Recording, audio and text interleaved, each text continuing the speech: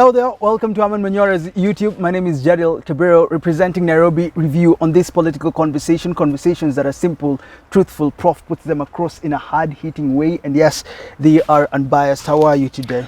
Fine.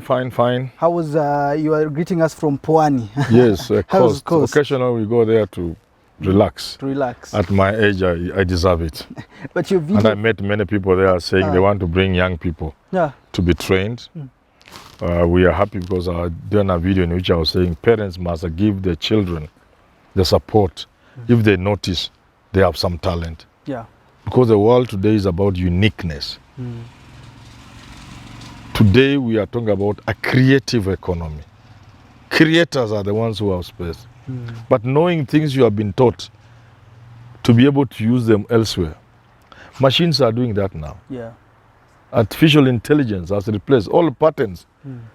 We used to respect the people who will draw for us when we want to build. Today you just go to a computer, put a card and it's done for you. Yeah. So we're asking parents to support their children who really want to exploit their talents in various ways. Yeah. And for us, we are talking about those who want to be YouTubers, those who want to create content.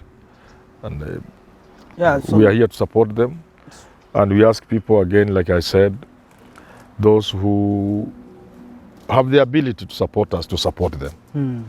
And for those who also want to come and be produced, I hear this year you are serious on live streaming. Yes, we are doing live streaming. We for are funerals, shooting weddings. We are doing photography too for those that want us to take photos of their families too. If you have conferences, we are shooting. When you live stream, you put it on YouTube. Yes. If you have a funeral of loved ones, it is on YouTube. Those who are not there can watch on YouTube, on Facebook. You do all that. All that on different social media platforms. So you can just email us at hermanmanyora22@gmail.com if you want your child or you yourself to be trained, or Nairobi Review Limited at gmail.com. Our conversation today comes from what you talked about yesterday, saying that Ruto doesn't seem to follow the constitution. It is unconstitutional what he's doing, and Raila is speaking of what he's promising, what he wants was there in, that is what was there in BBI. Speaking of the prime ministers, there's no need to call someone prime cabinet secretary like Musalia Mudavadi. He goes ahead and speaks about the proposal, if he wants to change the standing orders of parliament when it comes to cabinet secretary answering questions in parliament. Let us have that conversation and not take it through the wrong way. Are you seeing a BBI 2 coming in, or will it be impunity, as some would call it? You know what? Politics is politics. Ruto never opposed BBI because it was bad. He knew that is the way of strengthening his campaign. And it worked for him. So you oppose it. Even the 2010 constitution, Ruto never opposed it because he didn't believe in it.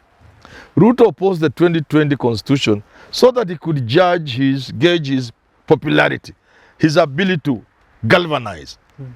And he saw that other than the church that he didn't bring to his side completely, but which he has since managed to do, he saw he was able to galvanize his community, all of it to a man.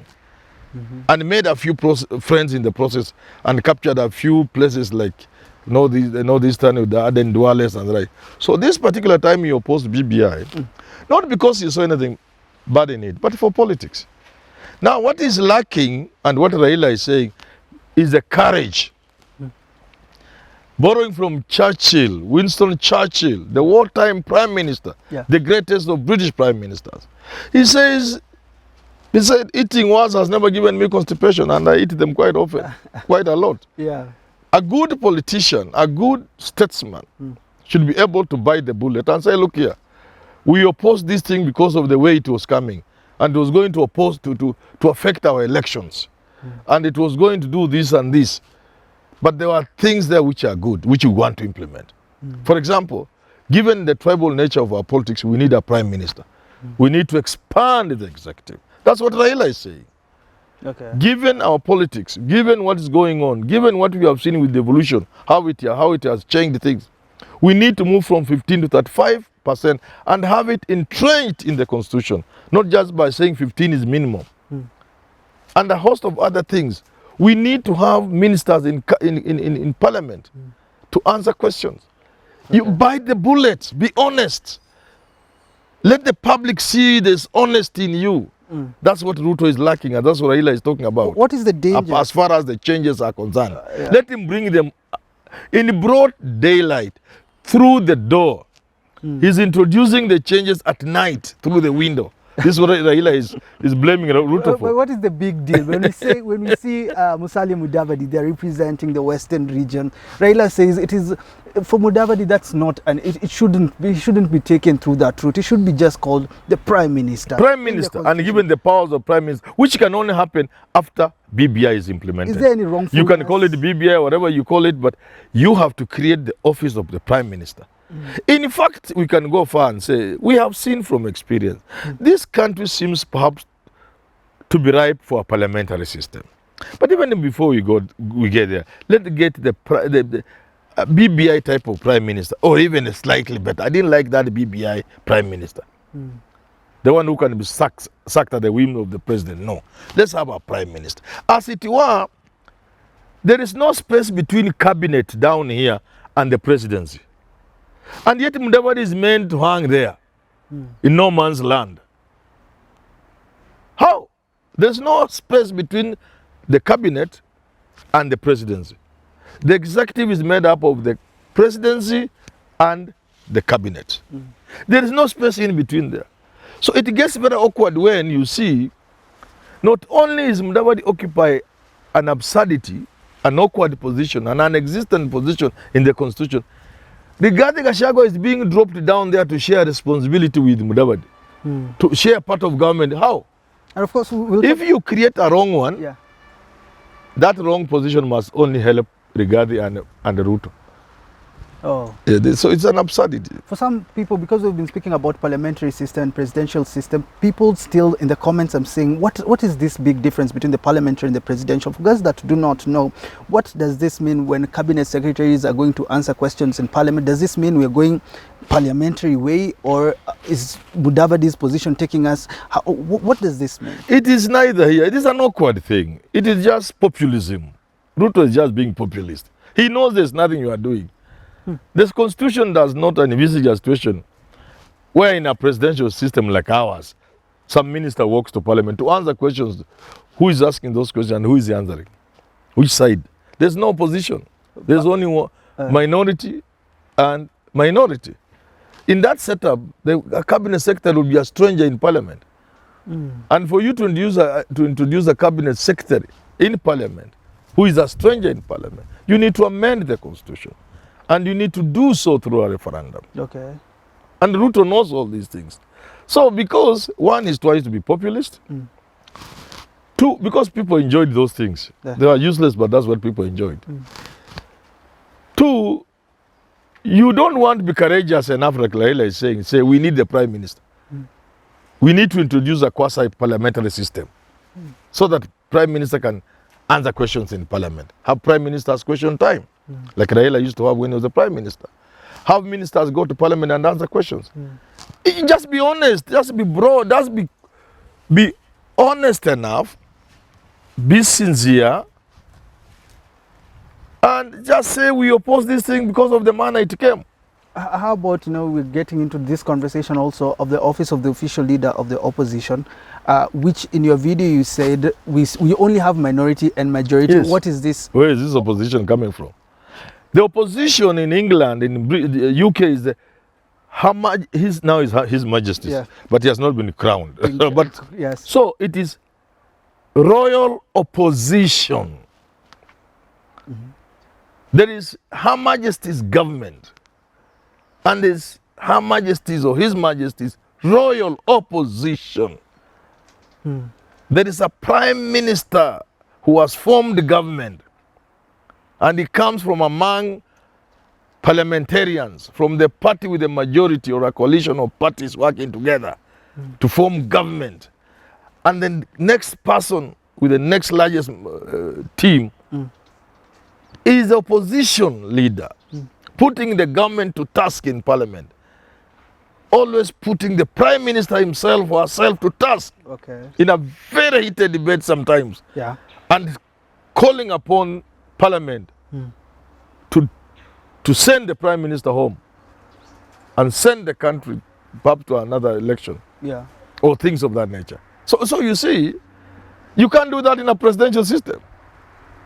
Okay. I mean, and I can't believe Ruto doesn't know this. He knows it. From your analysis, then, what is the point of this office? Is it still sticking on populism, or just populism and being clever? Ruto is trying to be populist and clever, and he's gaining a lot from that. You know, there are people who are buying into it, including the opposition. I can assure you, the people in opposition are already wana meza mate kwa hii kitu opposition. Even though Raila. So mother is saying now that Raila is maybe not the next person, maybe is should it be me? And Kalonzo Musyoka, of course, I'm the one to be. Yeah, so they're already fighting for it. And Ruto is aware. Ruto is a clever guy. He knows. He's smart. From your side, you said all this is unconstitutional. They're unconstitutional, all of it. We haven't even talked about bringing back CDF, which look at CDF. To take it back to. And they have already given people money. Clearly unconstitutional. We are trading on very dangerous grounds. President Ruto must be told, what you are doing is not good for the country. Even a child knows CDF is unconstitutional. By simple class 5 logic, the government is divided clearly. The executive to run government, parliament to raise taxes, to enable government to give government the authority and the legislation to raise taxes. Government, the government, by government I mean the executive, to spend those taxes, with the parliament oversighting the expenditure of the taxes or the monies raised. There is no way parliament can join the executive in spending the money, which is what CDF does. Class 5 logic and reason, common sense. And then the High Court, the courts have said as much. Yeah. The Supreme Court, and then the President, by way of a advisor from the Attorney General. There's no role the Attorney General can give an advisory that asks government to commit an illegality, something that's unconstitutional, as stated by the Supreme Court. It doesn't happen anywhere in the world. So this is dangerous. And the President might as well be testing waters. And we must sound out this, and we must tell Kenyans, stand up for what you have fought for. People died for this constitution. I want to know what should be done, what can be done if the president is doing what he's doing when it comes to CSs in parliament, CDF. CS. What should be done? You just elevate a principal administrative secretary and say they are now PS. You take PS without. You don't do that. In any case, listen. In any case, and this is my advice to the president. There's nothing to be gained. You gain nothing. President Ruto is already too powerful and too popular. He doesn't need to do anything unconstitutional. He doesn't even need to please MPs. They can't do anything against him. If Ruto tells off MPs, there's nothing they can do to him. He tells them these are poor third world countries. You can't give yourself endless money when people are dying. You walk in Nairobi, 85-90% of people are living in slums. They can't access 20 liters of water in a day. And you say you want to give yourself billions. They have been given 44 billion to go and ban in the name of CDF. And even in the devolved structure of government we have, you can't have another layer of people collecting money from Nairobi, going to spend it. Whatever money there is, whatever arrangement, it can only be spent through the devolved units. And I've said it's a very simple arrangement. If we are sincere, if we are honest, if we are saying CDF works, we should set aside certain money, channel it through the governors, county government.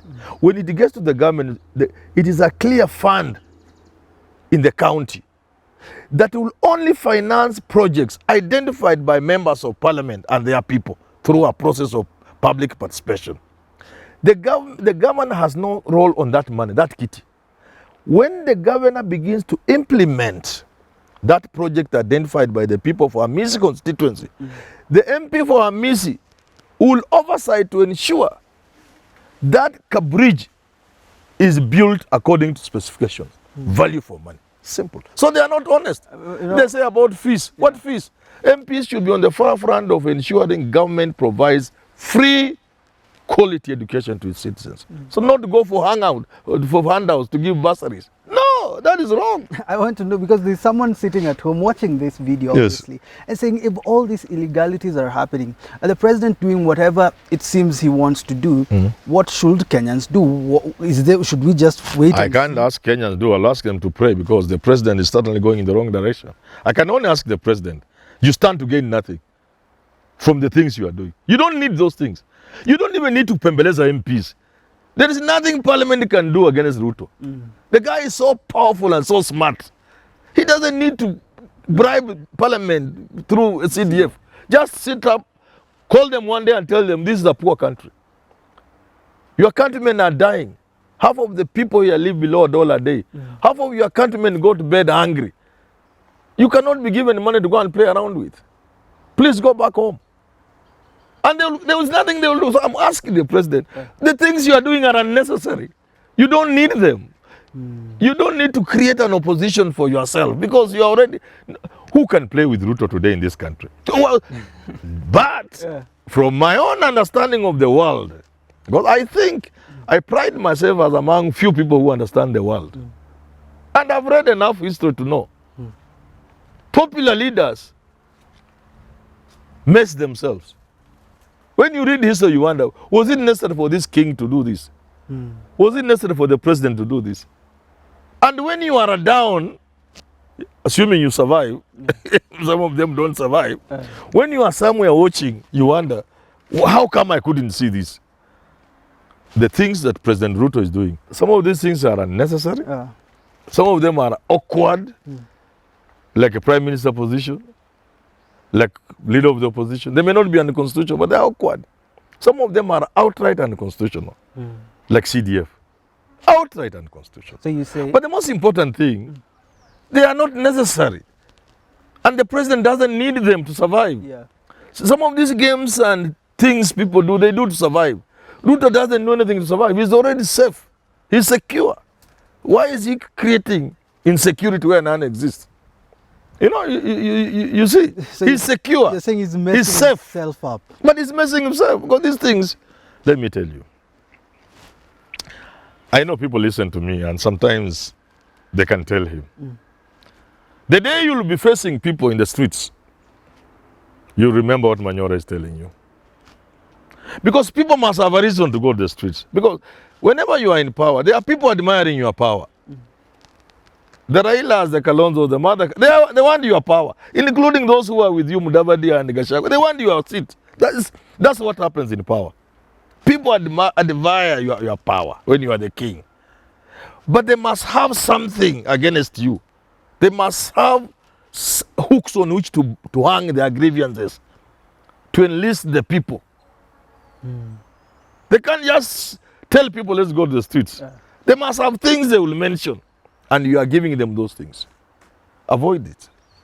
Good place to wrap up until we do talk again. Avoid messing yourself up. That is Herman Manyora for William Ruto. Until we do talk again, have yourself a lovely rest of your day.